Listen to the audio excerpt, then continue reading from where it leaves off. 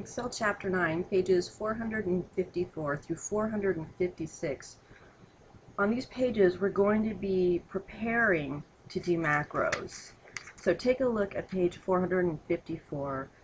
If you attempt to do session 8.3 without reading about macros, you are not going to succeed.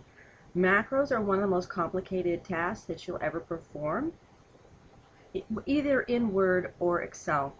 Now, is it really hard? Not because you have the step-by-step instructions, not necessarily.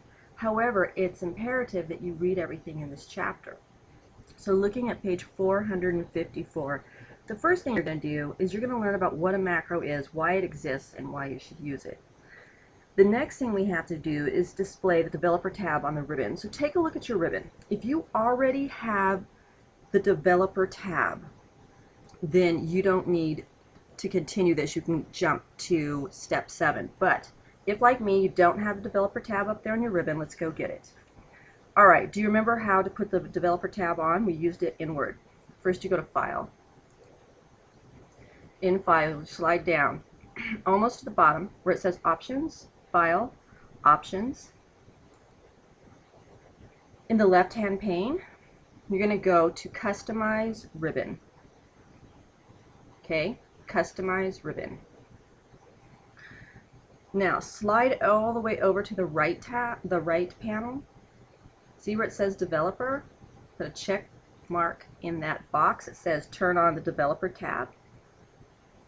Click OK, and click on your Developer tab. Now, on page 455, super important that you read about protecting against macro viruses.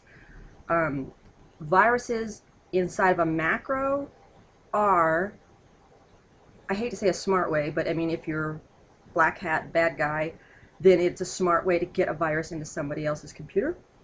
So you definitely want to read about protecting against macro viruses.